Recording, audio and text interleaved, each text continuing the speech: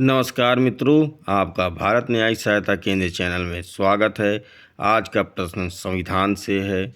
प्रश्न है, क्या मूल अधिकार या मौलिक अधिकार में संशोधन हो सकता है, या क्या संविधान संशोधन द्वारा मौलिक अधिकार समाप्त किए जा सकते हैं?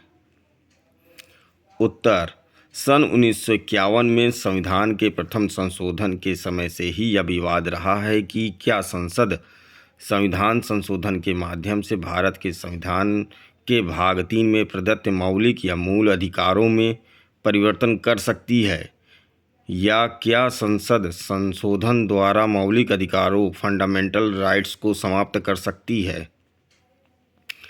शंकरी प्रसाद बनाम भारत संघ AIR 1951 सुप्रीम कोर्ट 458 नामक वाद में संविधान के प्रथम संशोधन अधिनियम 1957 की संवैधानिकता को सर्वोच्च न्यायालय में चुनौती दी गई थी।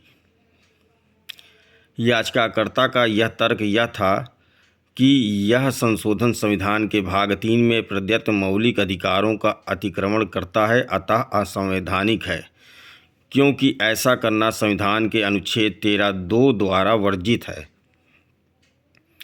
उच्चतम न्यायालय ने याचिकाकर्ताओं के तर्क को निरस्त करते हुए कहा कि संविधान के अनुच्छेद 368 में संविधान की जो शक्ति संसद को प्रदान की गई है, उसमें संविधान के भाग 3 के उपबंधों को भी संशोधन करने की शक्ति निहित है।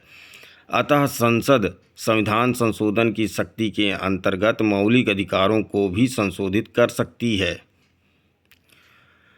मूल अधिकारों में पुनः संशोधन चौथे संविधान संशोधन द्वारा किया गया, परंतु इसे चुनौती नहीं दी गई। संविधान के 17वें संशोधन की संवैधानिकता को सज्जन सिंह बनाम राजस्थान राज्य AIR 1965 सुप्रीम कोर्ट 845 नामक वाद में चुनौती दी गई। इस वाद में उच्चतम न्यायालय ने शंकरी प्रसाद के मामले में दिए गए अपने पूर्ववर्ती निर्णय का अनुमोदन किया। उच्चतम न्यायालय ने कहा कि यदि संविधान निर्माताओं का आशय संसद को मूल अधिकारों में संशोधन करने से वंचित करने का होता, तो निश्चय ही इस बात का उल्लेख अनुच्छेद 368 में स्पष्ट रूप से किया गया होता।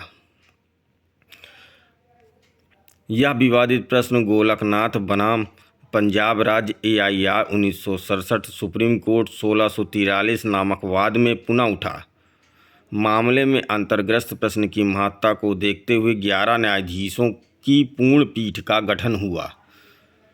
गोलकनाथ के मामले में उच्चतम न्यायालय ने 6-5 के बहुमत से अपने पूर्ववर्ती निर्णय यथा शंकरी प्रसाद तथा सज्जन सिंह नामक वाद के निर्णय को पलट दिया।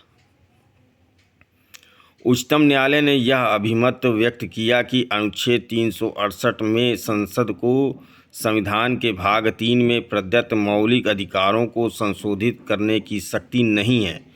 मुख्य न्यायाधीश सुब्बा राव ने कहा कि संविधान में मूल अधिकारों को नैसर्गिक नेचुरल स्थान प्रदान किया गया है, अतः इन्हें संसद की संशोधन शक्ति से परे रखा गया है तथा अनुच्छेद 13(2) में उल्लेखित विधि शब्द के अंतर्गत केवल साधारण विधियां आती हैं, संवैधानिक विधि नहीं। गोलकनाथ के वाद में उच्चतम न्यायालय द्वारा दिए गए निर्णय से उत्पन्न कठिनाइयों से निपटने के लिए संसद ने संविधान का 24वां संशोधन पारित किया। इस संशोधन में यह स्पष्ट कर दिया गया कि अनुच्छेद 368 में संविधान संशोधन की प्रक्रिया के साथ साथ संविधान संशोधन की शक्ति भी निहित है। इस संशोधन के माध्यम से अनुच्छेद 13(2) में संशोधन कर यह स्पष्ट कर दिया गया है कि अनुच्छेद 13 में उल्लिखित विधि के अंतर्गत अनुच्छेद 368 द्वारा किया गया संशोधन सम्मिलित नहीं होगा। इस संशोधन के माध्यम से अनुच्छेद 368 खंड 2 के पूर्व एक नया खंड जोड़कर यह उपबंध किया गया कि इस संविधान में किसी बात के रहते हुए संसद अपनी संविधायी शक्ति का प्रयोग करते हुए इस संविधान के किसी भी उपबंध का परिवर्तन या निरसन अनुच्छेद 368 में दी गई प्रक्रिया के अनुरूप कर सकेगी। केशवानंद भारती बनाम केरल राज्य AIR 1973 सुप्रीम कोर्ट 1461 नामक ऐतिहासिक वाद में संविधान के 24वें संशोधन को चुनौती दी गई। प्रश्न की महत्ता को देखते हुए अब 13 न्यायाधीशों की वृद्ध पीठ का गठन किया गया।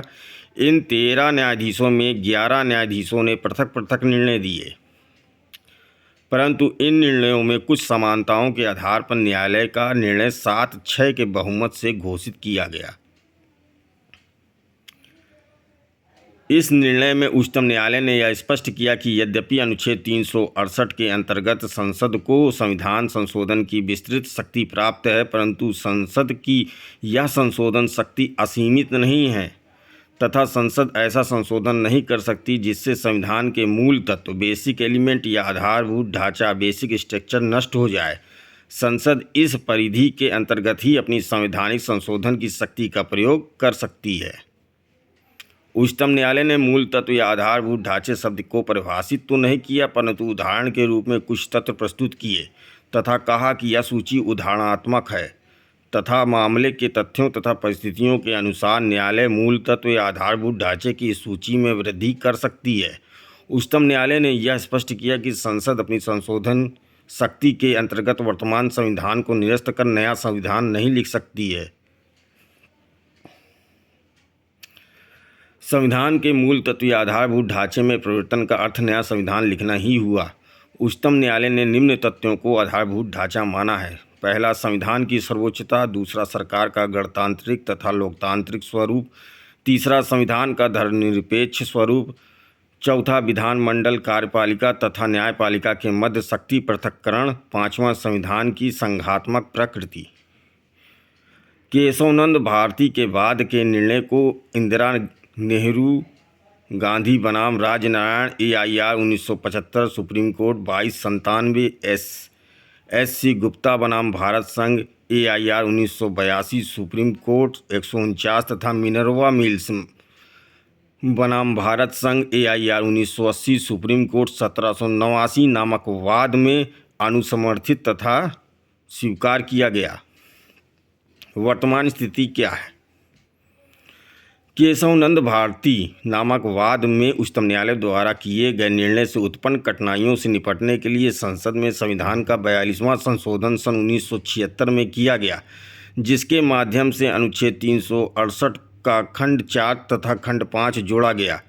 खंड 4 यह स्पष्ट करता है कि अनुच्छेद 368 के अंतर्गत किए गए किसी संवैधानिक संशोधन की वैधता को किसी भी न्यायालय में किसी भी आधार पर चुनौती नहीं दी जा सकती, चाहे वह मौलिक अधिकार हो या मूल तत्व या मूल ढांचा।